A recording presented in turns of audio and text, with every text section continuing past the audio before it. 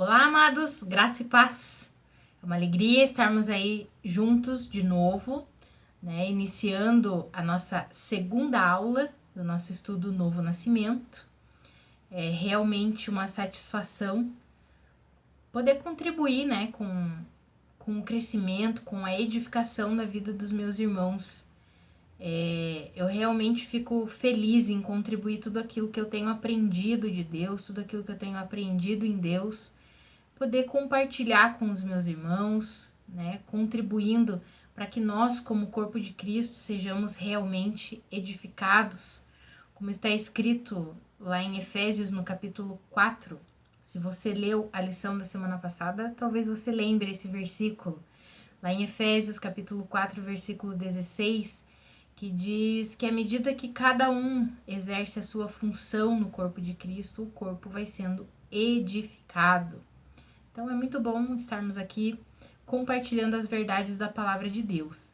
Então, na semana passada, nós fizemos ali uma introdução, nós vimos quem nós éramos sem Cristo Jesus, né? Vimos desde a origem do homem, a queda e a situação que ficou o ser humano pós-queda sem Cristo Jesus, né? Vimos que a posição do homem, a situação do homem pós-queda e sem Cristo é a morte, é a condenação, é uma vida condenada, uma vida que na verdade não é vida, né? É morte, não tem a vida verdadeira, que só é encontrada e só pode ser vivida em Cristo Jesus. E nós vimos também que Deus não deixou o homem alheio de Deus, né? Deus enviou Jesus para quê? Para salvar o homem, para reconciliar o homem com Deus. Então, glória a Deus por Jesus Cristo, que por meio dele nós fomos reconciliados e mais do que isso, nós nascemos de novo, fomos gerados em Deus. Isso nós veremos especificamente na aula da semana que vem, com o tema O Novo Nascimento, que é exatamente o tema do nosso estudo. Mas hoje eu quero falar sobre um assunto bem importante para nós, que é o Evangelho não é a lei de Moisés. O Evangelho e a lei de Moisés são coisas diferentes, com propósitos diferentes, e nós precisamos entender isso. Por quê?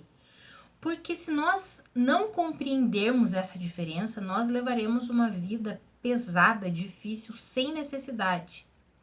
E é interessante porque essa questão vem desde a igreja primitiva.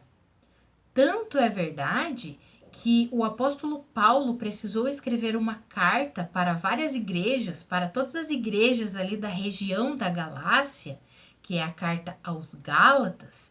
Foram pessoas que tinham se convertido, estavam vivendo o evangelho e de repente os judeus que ainda não tinham compreendido direito o evangelho, não tinham compreendido direito a mensagem da cruz, eles começaram a colocar peso nos irmãos ali da Galácia, dizendo que eles tinham que obedecer à lei de Moisés, que se eles só crescem e vivessem crendo na verdade do evangelho, não era suficiente, que eles tinham que viver a lei de Moisés.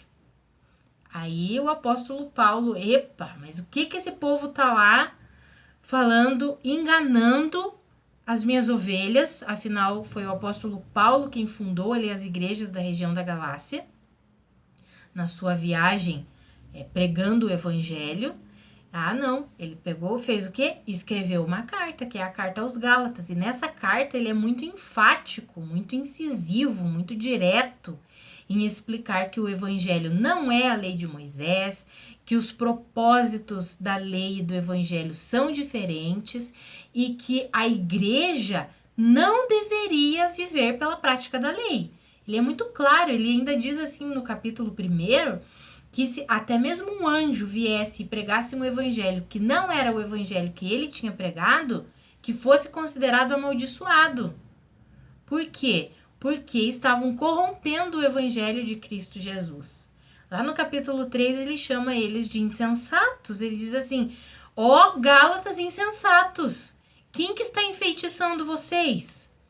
Né? Ele é enfático, o apóstolo Paulo é muito enfático. Ou seja, é um assunto que vem desde a igreja primitiva até os nossos dias.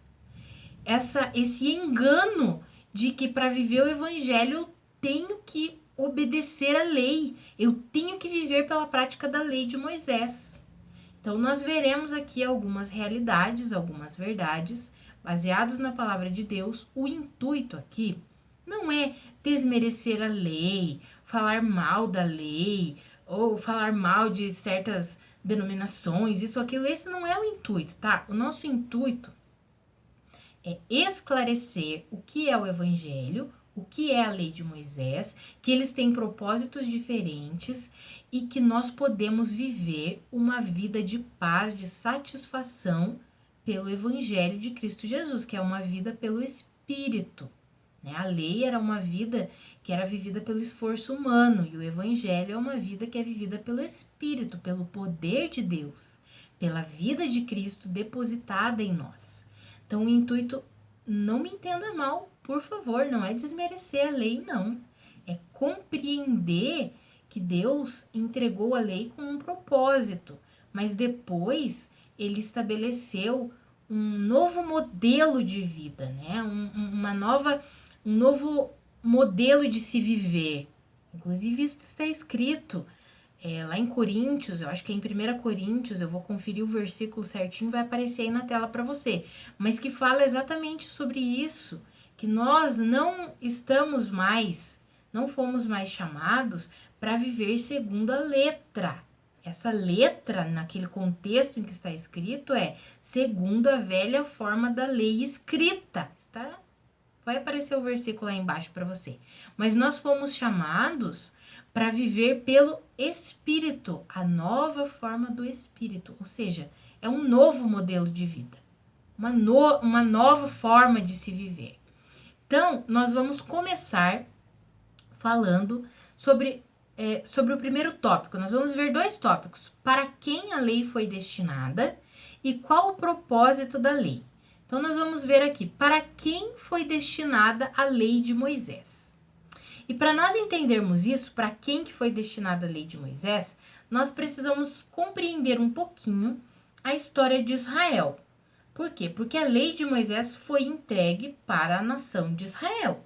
Então, nós precisamos compreender onde se inicia a história dos judeus, né? Do povo para quem foi entregue essa lei. Então, se inicia lá com Abraão, com o patriarca Abraão. Abraão recebeu algumas promessas de Deus. Eu vou falar sobre 2 delas. Uma delas é que ele teria um filho e por meio desse filho ele teria uma grande descendência. Uma grande descendência viria desse filho. Essa é a promessa a respeito da nação de Israel. Mas ele também recebeu uma promessa que por meio dele todas as nações da terra seriam abençoadas. Aqui está incluso a igreja. Por quê? Porque a igreja é formada através do evangelho de Cristo Jesus, né? Jesus Cristo veio e trouxe a graça e a verdade, que é a base do evangelho, a graça e a verdade. Jesus veio trazendo graça e verdade, estabelecendo o evangelho de Cristo Jesus. E por meio do evangelho, qualquer pessoa é abençoada, porque só precisa crer. Então, todas as nações da terra, não só apenas o povo de Israel, porque quando nós lemos no Antigo Testamento, nós vemos o Deus de Israel, certo? E aí nós vemos Deus dando essa promessa a Abraão, incluindo todo mundo. Olha, não é mais só o povo de Israel que vai ser abençoado, não. Todas as nações da terra serão abençoadas por meio da sua vida, Abraão. Por que Deus fez essa promessa a Abraão? Jesus, sob a descendência natural, ele é descendente de quem? De Abraão. Então, por meio de Jesus, todas as nações da terra são abençoadas. Aqui inclui nós, né? Que não somos, quem não é judeu, né? Não é israelita, recebe pela fé a verdade da palavra de Deus, a verdade do evangelho de Cristo Jesus e é abençoado. E mais do que isso, né? Que bênção que é essa? Recebe uma nova vida. recebe uma nova natureza. Então, dentre várias promessas que Deus fez a Abraão, essas duas que eu citei aqui. Por que eu falei sobre essa primeira ali? Por meio, né, do seu filho você terá uma grande descendência. Porque é a partir dali que se estabelece a nação de Israel. Abraão teve Isaac, Isaac teve Jacó e Esaú, né? Esaú e Jacó. E Jacó teve os 12 filhos, né?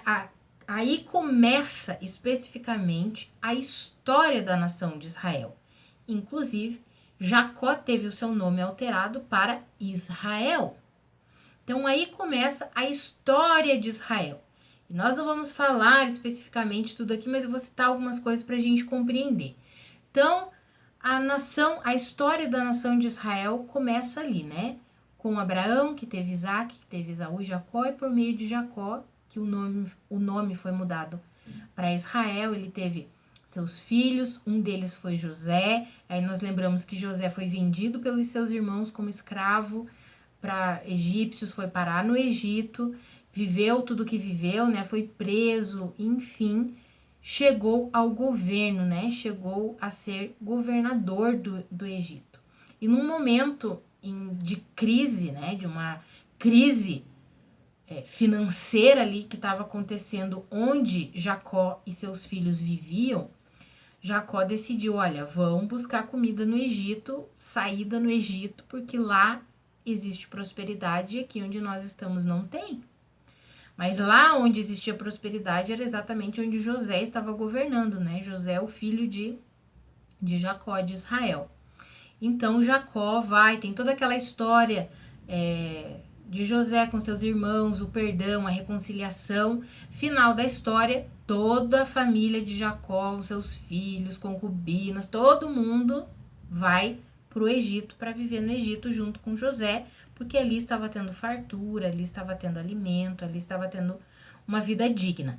Dali, o povo de Israel, né, que começou ali com a família de Jacó, começa a se multiplicar, e nós vemos na palavra de Deus que se multiplicou tanto depois que Jacó morreu, José morreu, já eles não, né, Faraó já não sabia mais o que estava no momento, já não era mais o mesmo Faraó de quando José era governador, e viu o povo de Israel se multiplicando, falou, opa, esse povo vai começar a se multiplicar demais aqui, vai querer tomar a nossa terra, né?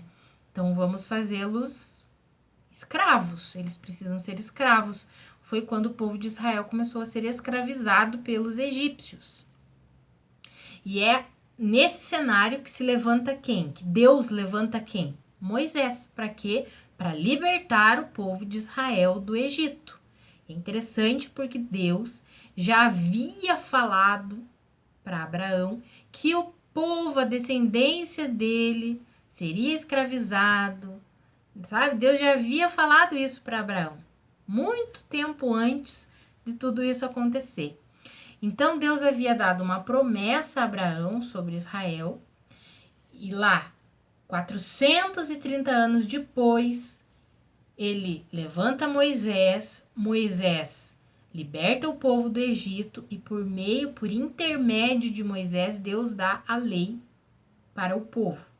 E aí nós lemos na palavra de Deus qual foi o propósito dessa lei. Por que Deus teve que dar a lei para Moisés? Porque até então eles não viviam com lei nenhuma, né? O povo estava lá escravizado, estava vivendo, foi liberto, não tinha lei nenhuma. Eles viviam crendo no Deus de Israel. Então, por que foi entregue a lei? E aí nós vamos ler um texto para nós compreendermos isso daqui. E é interessante esse texto aqui, hein, amados? Eu quero que você acompanhe ali comigo. É um texto longo, tá? Que é Gálatas, capítulo 3, versículos 15 ao 25. Mas nós precisamos falar sobre isso daqui. Precisamos compreender essas verdades contidas nesse texto aqui. Então, vamos lá. Irmãos, humanamente falando, ninguém pode anular um testamento depois de ratificado, nem acrescentar-lhe algo. Assim também, as promessas foram feitas a Abraão e ao seu descendente. A Escritura não diz e aos seus descendentes, como se falasse de muitos, mas ao seu descendente, dando a entender que se trata de um só, isto é, Cristo. Quero dizer isto: a lei, que veio 430 anos depois, não anula a aliança previamente estabelecida por Deus, de modo que venha a invalidar a promessa. Pois se a herança depende da lei, já não depende de promessa. Deus, porém, concedeu-a gratuitamente a Abraão mediante promessa. Qual era então o propósito da lei? Foi acrescentada por causa das transgressões, até que viesse o descendente a quem se referia a promessa, e foi promulgada por meio de anjos pela mão de um mediador. Contudo, o mediador representa mais de um. Deus, porém, é um. Então, a lei opõe-se às promessas de Deus? De maneira nenhuma. Pois se tivesse sido dada uma lei que pudesse conceder vida, certamente a justiça viria da lei. Mas a Escritura encerrou tudo debaixo do pecado, a fim de que a promessa que é pela fé em Jesus Cristo fosse dada aos que creem. Antes que viesse essa fé, estávamos sob a custódia da lei, nela encerrados até que a fé que haveria de vir fosse revelada. Assim, a lei foi o nosso tutor até Cristo, para que fôssemos justificados pela fé. Agora, porém, tendo chegado à fé, já não estamos mais sob o controle do tutor. Amados, olha que verdade extraordinária essa daqui.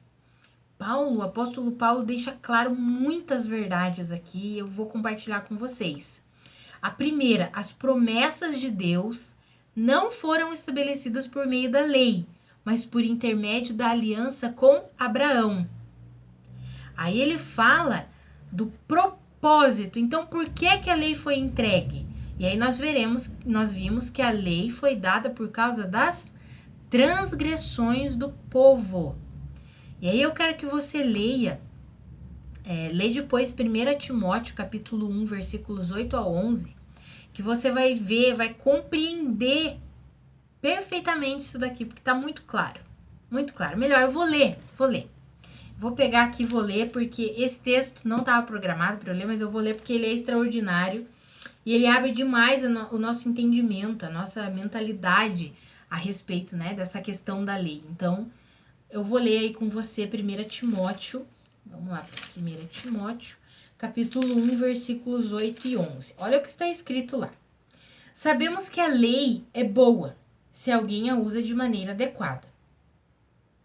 Também sabemos que ela não é feita para os justos, mas para os transgressores e insubordinados, para os ímpios e pecadores, para os profanos e irreverentes, para os que matam pai e mãe, para os homicidas, para os que praticam imoralidade sexual e os homossexuais, para os sequestradores, para os mentirosos e os que juram falsamente, e para todo aquele que se opõe à sã doutrina. Esta sã doutrina se vê no glorioso evangelho que me foi confiado, o evangelho do Deus bendito. Amados, olha que interessante isso daqui. A lei não é para os justos. Nós somos justos em Cristo Jesus. Porque nós somos justos em nós mesmos? Não. Porque Cristo nos justificou e pela obra redentora e salvadora e vivificadora de Cristo, nós recebemos uma natureza justa, uma vida nova que é justa. Portanto, a lei não é para os justos, a lei não é para nós. Mas vale lembrar aqui que nós somos justos não porque nós fizemos alguma coisa para merecer sermos justos. Nós somos justos porque confiamos em Cristo, porque recebemos a vida de Cristo, recebemos a obra completa, redentora de Cristo Jesus. Por isso somos justos. Então a lei nem é para os justos. E ali no final você viu, né? Descreve todas as transgressões e transgressores ali para quem é a lei, e no final diz, e para todo aquele que não obedece à sã doutrina, e a sã doutrina é revelada no Evangelho de Cristo Jesus. Ou seja, ficou muito claro o propósito da lei. O propósito da lei é porque os israelitas estavam rebeldes, eles se rebelavam a todo momento contra Deus, contra a fidelidade de Deus, contra a orientação que Deus dava a eles, contra a fé em Deus. Abraão foi justificado porque ele creu em Deus, a palavra fala isso. Mas os israelitas foi passando geração após geração, eles foram o quê? Perdendo essa fé e foram se corrompendo por todo tipo de injustiça, por todo tipo de idolatria, de adoração a outros deuses. Aí o que Deus precisou acrescentar? A lei de Moisés, para ver se o povo começava a viver de uma maneira mais reta, justa diante de Deus. E nós sabemos que não foi possível. Nós vamos ler ainda outro versículo, que Deus encerrou todos debaixo do pecado. Porque a lei não foi para conceder vida. Nós lemos aqui no texto. Se fosse dada uma lei que pudesse conceder vida, então a justiça não viria da promessa. Não viria de Cristo Jesus. Viria da lei. Mas a lei não foi capaz de conceder vida. Por quê? Porque a lei não foi capaz de oferecer um novo nascimento. Os homens tentavam obedecer a lei com a natureza corrupta de Adão. Lembra da aula passada? Os israelitas tentavam obedecer a lei como? Com a natureza corrupta de Adão, não conseguiam. Então, o que Deus demonstrou através da lei? Vocês precisam de vida nova. Foi isso que foi profetizado. Os profetas falaram sobre isso. Isaías, então, que é o profeta messiânico, que fala demais sobre Jesus, ele profetizou demais sobre a redenção que Israel precisava. Então a lei não foi para trazer vida, para gerar vida, ela foi acrescentada por causa das transgressões. Nós já vimos ali, a lei não foi capaz de dar vida ao homem. A lei foi o quê? Um tutor, um guia, até que viesse quem? Cristo Jesus. Tendo chegado à fé em Cristo, não estamos mais debaixo da lei, não estamos mais debaixo do tutor. Então, a lei teve um propósito. A lei foi dada para o povo judeu, para os israelitas, e ela teve um propósito, que era conduzir esse povo até Cristo. Mas nós sabemos que eles rejeitaram Cristo Jesus, Mas é interessante nós estudarmos um pouquinho para nós compreendermos que Deus não abandonou Israel. E isso está lá num texto de Romanos. Eu vou ler com vocês esse texto, porque é bem interessante. Nós vamos ver aqui algumas coisas para nós compreendermos que Deus não abandonou Israel, É por isso que Israel, como nação, os israelitas, judeus, ainda esperam a volta do Messias. Eles estão esperando a volta. Eles esperam a vinda do Messias. Para eles, Jesus ainda não veio. A vinda do Messias para eles será o que para nós que entendemos o Evangelho, a segunda vinda de Cristo. Exatamente, a segunda vinda de Cristo é para os israelitas. É interessante isso daí, porque quando nós compreendemos isso, nós podemos perceber que nós, como igreja, não passaremos pela tribulação. Isso fica para um outro assunto, que é um assunto escatológico, outro estudo sobre isso. Mas é interessante isso. Porque aí nós vemos que nós não passaremos pela tribulação. Por quê? Porque daí nós entendemos a natureza da tribulação, que é uma natureza de julgamento, uma natureza de ira, uma natureza exatamente de julgamento sobre o quê? Sobre Israel, sobre trazer a libertação para Israel, Mas Israel ainda será julgada. Por quê? Porque não crê, não crê no Evangelho. Mas nós, a palavra fala lá em 1 Tessalonicenses, nós seremos salvos da ira futura. Glória a Deus por isso. Nós não participaremos desse período tribulacional. Então, por isso que o intuito nosso é proclamar o Evangelho a toda a terra, para que as pessoas se convertam, para que as pessoas sejam salvas.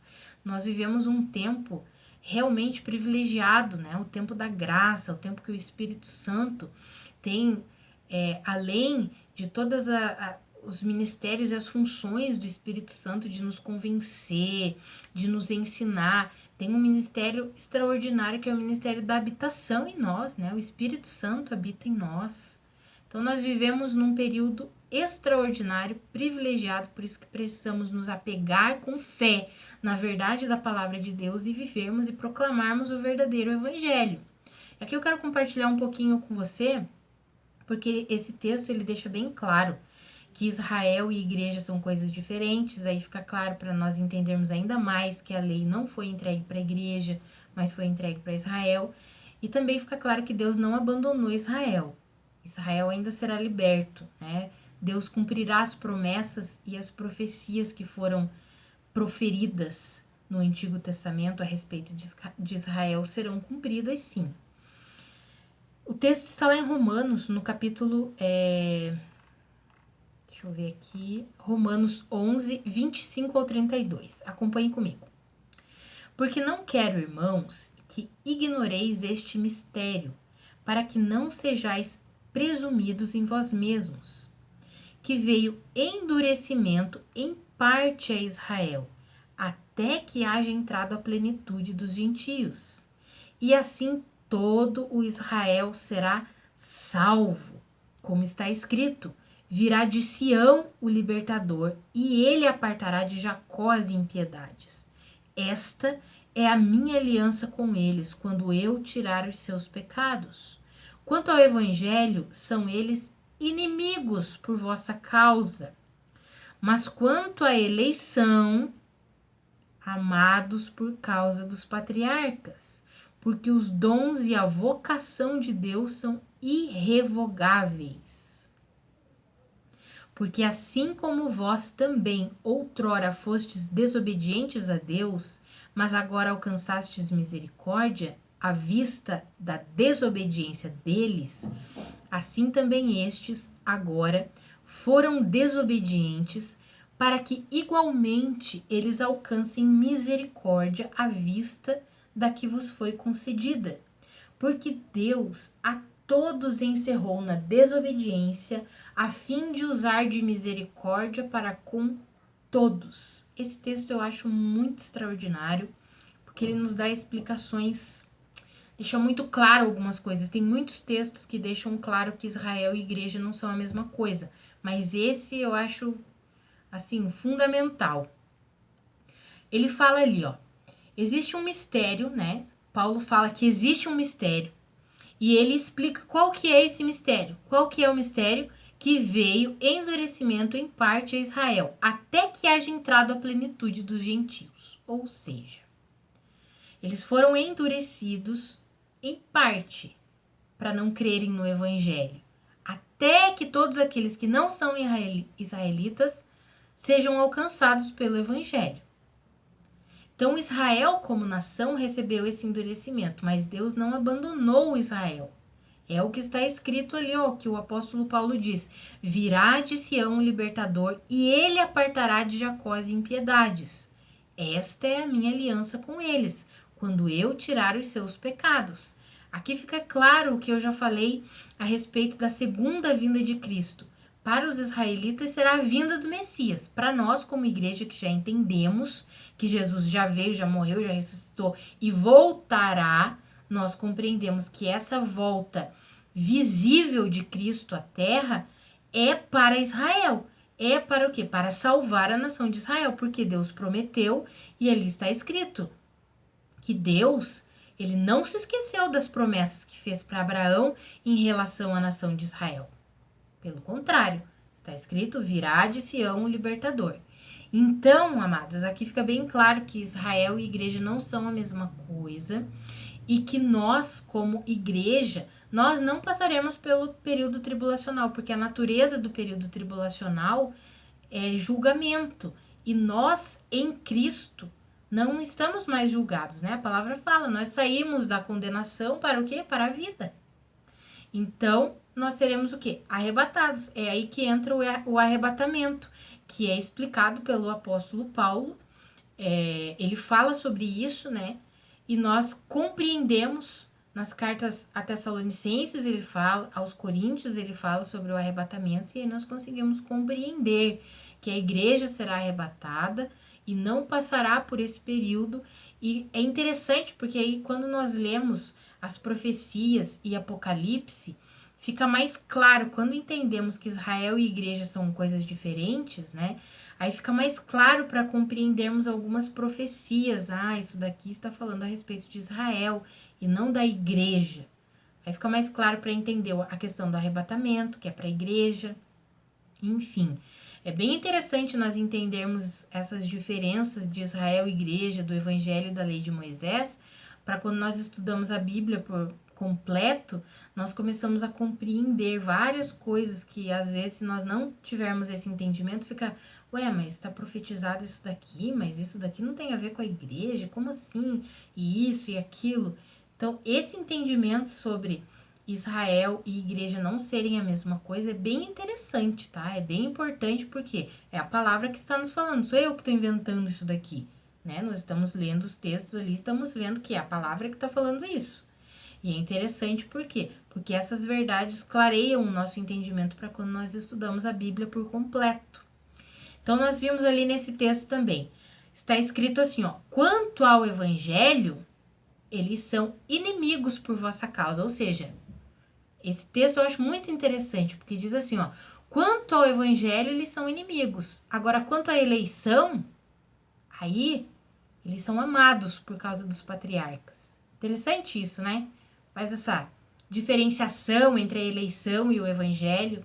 É interessante isso, bem interessante para nós nos aprofundarmos e compreendermos essas questões de Israel e igreja. E é bem interessante porque Paulo fala assim, ó, eu quero contar para vocês esse mistério aí, e eu não quero que vocês ignorem esse mistério, eu vou explicar o que que é, e eu não quero que vocês ignorem ele, para vocês não ficarem arrogantes, soberbos com relação a Israel e começarem a se achar a última coca do deserto. É mais ou menos isso que o apóstolo Paulo está falando, né? Porque não quero, irmãos, que ignoreis este mistério, para que não sejais presumidos em vós mesmos. Olha que interessante isso, né?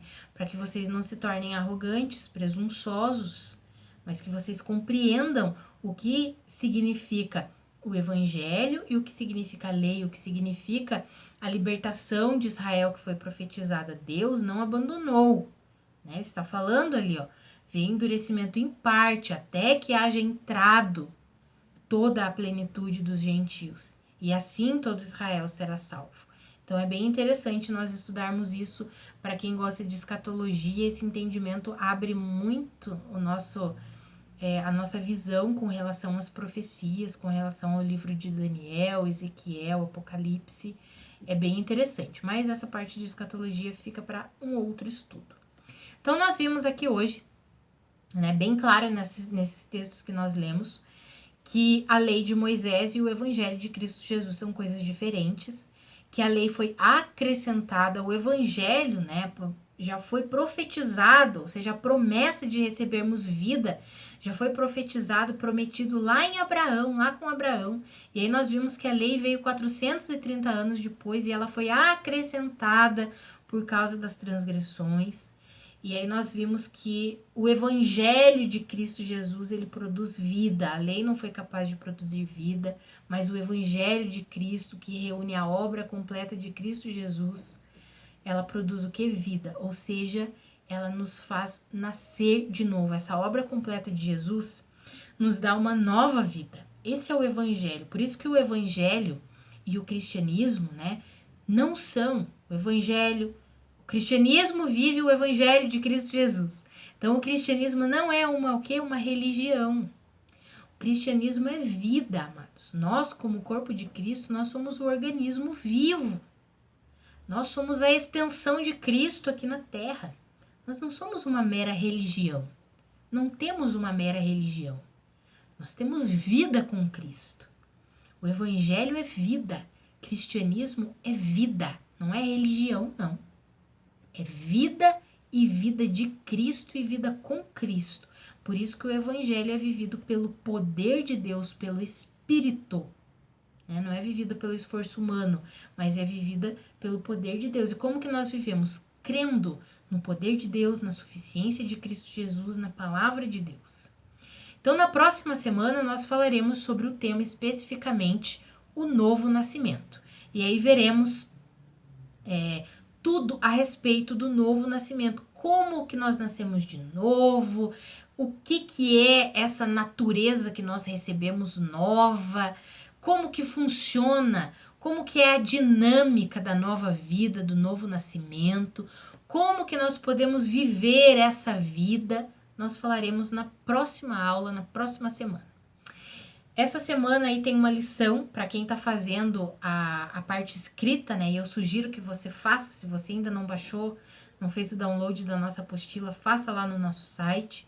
Tem a versão para impressão e a versão para leitura digital, que é para leitura no celular ou no tablet, com páginas específicas, né, para celular, para tablet, para ficar uma leitura mais agradável, não ficar muito cansativo, aquelas letrinhas miudinhas ali. Então, se você está fazendo a leitura ou acompanhamento da parte escrita, tem a lição ali, né? A lição depois da aula 2 tem a lição 2. E a lição dessa semana é uma leitura bíblica de novo. É a leitura da carta aos Gálatas. Nós lemos alguns versículos de Gálatas, mas eu quero incentivar você a ler essa carta. São 6 capítulos também, igual da semana passada, que foi a carta aos Efésios, que também eram 6 capítulos. Você pode ler um por dia, meditar nesses capítulos, compreender a verdade de Deus a respeito desse assunto que nós falamos hoje, porque essa carta é enfática a respeito da lei e do evangelho. Você compreenderá verdades do evangelho, verdades da palavra de Deus, para ficar isso bem firmado no teu coração, para que você possa viver pelo Espírito, né? A palavra fala lá em Gálatas: por acaso vocês viram milagres, realizam milagres e receberam o Espírito Santo pela prática da lei? Ou foi pela fé com que vocês receberam a palavra de Deus? Então, essa carta é extraordinária também. Então, leia, estude essa carta durante a semana. E na próxima semana, nós nos reuniremos aqui de novo, na terça-feira, às 19h30, para a aula do Novo Nascimento, né, com esse título, com esse tema, o Novo Nascimento. Que a graça e a paz de Cristo sejam multiplicadas sobre a sua vida. Um grande abraço e até a próxima semana.